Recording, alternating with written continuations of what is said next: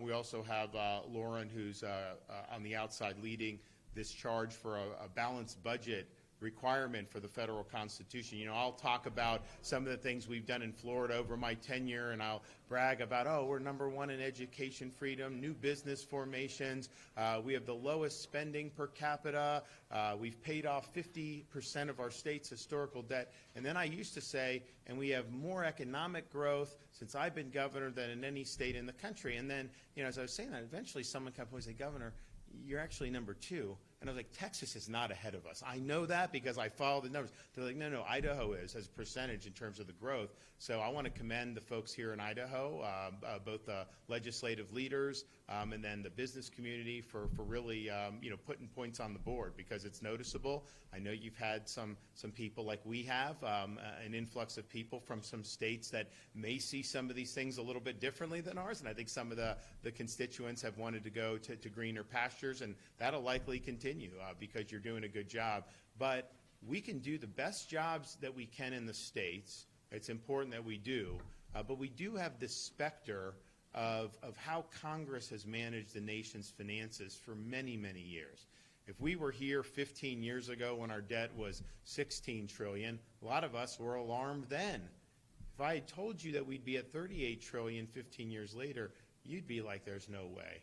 If you said, hey, it's going to be $2 trillion annually added to the debt with kind of no end in sight, you would have said, there's no way. You just can't do that. You're going to end up having some type of a debt crisis. And so I've watched this over the last 25 years when we had $5 trillion in debt at the turn of the century to now be $38 trillion and climbing. And you've had both Republicans and Democrats that have controlled Congress over that period of time. And yet the results continue to be similar. And I'm convinced that you're not going to see this turnaround unless you have some constitutional constraints on the ability of Congress to drive us deeper into debt and effectively to end up bankrupting the country. And so we're here in the year 250 of our nation's founding, and we've really leaned in on that in Florida for America 250. We're proud of the heritage, but particularly the ideas and the things that birthed not only the Declaration of Independence, but later the Constitution. And we should reflect on the fact that our founding fathers believe that the states were ultimately the most important institutions in government. It was the states that created the federal government, not the other way around. They created a constitution, as Madison said, that gave the federal government powers that were few and defined, but left to the states powers that were numerous and indefinite. One of the things that they did in the Constitution was recognize that if the federal apparatus, if the Congress was the problem, well, guess what? Congress may not be too keen on reforming itself. So you had to have another mechanism by which to do it. And they vested that power in the states to be able to certify and propose amendments to the Constitution. Congress can propose through 2/3, and the states can propose through 2/3. Ultimately, any amendment to the Constitution would require ratification from 38 of 50 states, 3/4 of the states. So Florida has certified this. We now have 28 states around the country that have certified this. You have Montana, you have Idaho, you have Kentucky that are very near. South Carolina just did it recently. And as you get to 31, 32, 33 states, the momentum will be very, very strong. Now, some people say, hey, there's never been a convention call that's actually gone through from the states. And the reason is very simple. Once you start to get that momentum, Congress sees the writing on the wall, and then they will usually write an amendment and propose that for ratification. Look, if Congress wants to do it, I am so happy for them to do it if it's a good amendment and we can get the change that we need and the reforms that we need. But this is really our opportunity to do something about the fiscal trajectory of our country. Left to their own devices, I do not see, people say, oh, we just got to win this election, you got to do this, you got to do this. It just hasn't worked where we've been able to really right the ship. And so this will be a way to be able to protect ourselves, our kids, our grandkids from the nation's looming insolvency. So I want to thank the folks who've been involved in it. And Senator, you want to say a word? Yeah, thank you. Well, first of all, thank you all for being here today. And we particularly want to thank Governor DeSantis for coming to Idaho to join with us in Idaho to say it's time to return to some common sense. And we're calling on our friends in Washington, D.C. to join with us and really return to what Ronald Reagan knew, and that is that we need to have a balanced budget in our Constitution. And this is something we've known in Idaho and we've done in Idaho for a long time, to balance our budget. Moments ago, I looked at the national debt clock. And anybody can do it. You can get on the internet and look up the national debt clock. Let me just give you a little bit of feel for that. We are approaching $39 trillion in debt for the federal government. And it is growing. And since I've stood up here, it's probably grown I know it's grown a whole bunch. And it's not sustainable. And we're on a trajectory that will be devastating to this country. And it is the largest national security risk that we have. To give you a flavor for that, for every taxpayer in this country, if we were to pay that off right now, it would cost each taxpayer over $355,000. We cannot afford to keep going the way we are going. And so we are all here together to call on this country to balance our budget. And we are grateful that we have leaders like Governor DeSantis to join with us in Idaho to say enough is enough. And, you know, it's not sustainable. We've got to start doing something, and we cannot continue on the path where we are. And with that, I'm going to ask if our speaker would now kind of come up to the podium and say a few words on behalf of our House of Representatives. I don't have a lot to add other than if our friends back in D.C. don't get their act together, it's going to destroy this whole country. This debt is one of the reasons that the inflation, which is killing the budgets of our local families in Idaho, is getting worse. The inflation's not going to get better until you stop the spending. We've proven in Idaho you can do it. You're going to see this year we're going to cut taxes and we're going to trim budgets.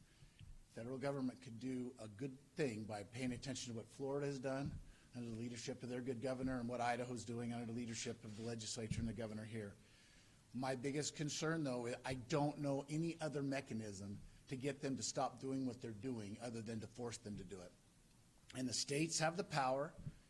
Those of us that were elected raised our arms and swore an oath to the Constitution of the United States, and that Constitution has the Article 5 ability for us as states to push back on the inability of those in D.C. to get their act together. And so hopefully we can get this through this year in Idaho and add one more, notch on the gun, that we're going to send this to the federal government and force them to do what they should have done years ago. If we do not, this debt will drag us all down and be the destruction of not only Idaho and Florida, but our whole country. So we're very happy to have the governor here. He's done an amazing job in Florida. I'd kind of like to catch up with you on the income tax thing. We're working on it. But you won't regret it. I agree. You've done an amazing job, and we're appreciative of his support, his efforts, for him coming here and helping us. And we look forward to continue to work together on other issues that we share in common that help this great country and help our states. And appreciate you being here. Thank you. And I'm going to introduce Lauren from the Balanced Budget Amendment. But, interesting thing, there was almost a balanced budget amendment to the Constitution passed in the 90s. And a lot of people in Idaho remember that because it was Senator Craig who wrote it. It was part of the contract with America when Republicans took over the Congress, but you had a lot of support from Democrats too, and so it got more than 2/3 of the House of Representatives. It got to the U.S. Senate, and it got one vote short.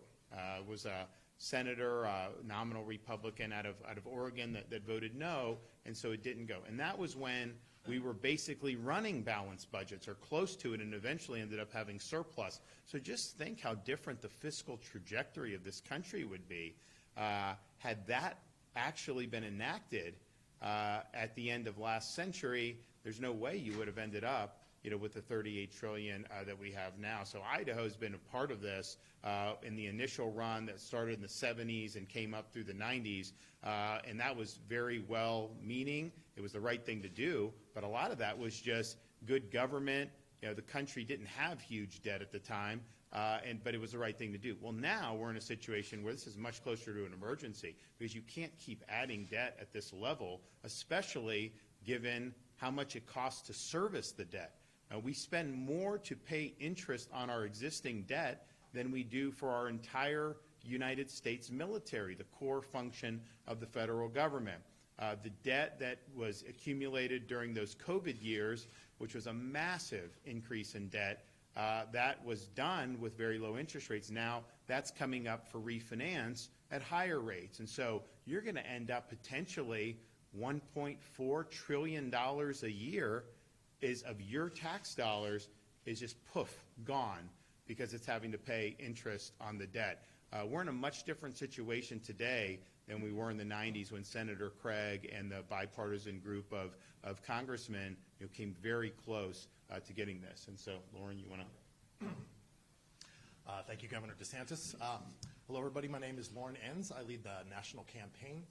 And there's really not much more I could say that hasn't already been said. And thank you so much to the Speaker and the Pro Tem for being here and the support that you've given us. And hopefully we'll get it done this year in Idaho.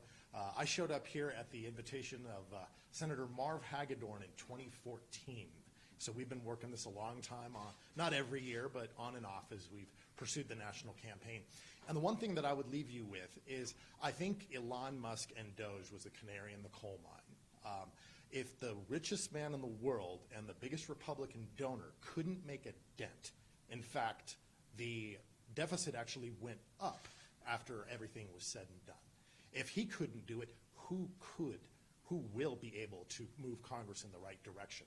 Well, the only chance left is the power left to the states and an amendment to the Constitution, a bulletproof requirement that Congress can't wiggle out of or vote down at the beginning of the next 2-year Congress. So we're very close to the end of the road. Obviously, we can't do it without Idaho, and I'd be happy to answer any questions once we get into that. But thank you. Anyone have any questions? So you talk about getting to 33 states so that now the Congress should step in and do what it's supposed to do. But of course, now you got to block and tackle to get those other 5 states across the finish line. In Idaho, there's been some concerns, I think, legislatively about a runaway convention. So could you talk philosophically about that and also talk about what you've done legislatively in Florida with whatever you've done to make that concern much easier to swallow? Excellent questions. So you'll sometimes hear you can't do Article 5 state certification because there's, if you read the Constitution, it's for a convention for the purpose of proposing an amendment. So all a state convention can do is propose amendments. It cannot in and of itself amend the Constitution. So the notion that there would be some type of runaway convention where our Constitution would get changed, we'd wake up and all of a sudden it would be changed in ways we don't like, that's just not possible, because any proposed amendment, whether it's the state convention or whether it's the Congress, needs to be ratified by 3/4 of the states. And if you just look at a map of the United States and look how the idea that some of the things, particularly the conservatives, would not want to see, there's zero chance that would ever pass a convention, much less be ratified. So that is not, I think, actually a valid concern. And here's the thing. If that's something that you want to hang your hat on, you're basically saying that the Founding Fathers, got it wrong. But no, they knew that the states had the lead on some things. Now, what's happened over the years, convention calls were commonplace throughout most of American history. Some of the amendments we've enacted were done because the conventions were picking up steam, and then Congress took ownership of that. So did it. And we think that's what will happen here. But here's the thing. You can do things to hold the delegates that you send to a convention accountable. So Florida, there are penalties for the delegates if they do not follow the convention call. And I would also say there's going to be political consequences. I mean, just imagine if we did a convention for a balanced budget and somehow people were trying to attack the Second Amendment. Would you want to be in a conservative state, having been a delegate, and come back knowing that's of course not. So I don't think it's something that would happen. I think there's adequate safeguards. And the founders, look, it would be one thing if this convention could meet and then just vote out changes that were all of a sudden a part of the Constitution. But that's not what the convention can do. It simply can propose. The convention can write an amendment or Congress can write an amendment, but ultimately the states have to ratify by 3/4. So you need 38 states to ratify an amendment to the Constitution. That's not an easy thing to do. I think the only issues you can do it on are things that transcend some of the normal partisan cleavages. I think the balanced budget amendment and what's happened with our nation's debt is one of those issues, because one, the debt was accumulated on a bipartisan basis. It didn't like only one party did it. But two, this is going to affect all of us. This is not, some ideological issue. This is just a financial reality that we face. The other one that I'm supportive of is term limits for members of Congress. I actually think these both go together, because I think part of the reason Congress passes the buck and adds to deficit is because that's the path of least resistance, them getting reelected. And so I think if you had that, I think you would have different change. But again, term limits has a chance because any demographic is in favor of it, right? So there's only a few issues that I think would have any chance to make it through this very rigorous process. I do think the balanced budget is one of those. Yep.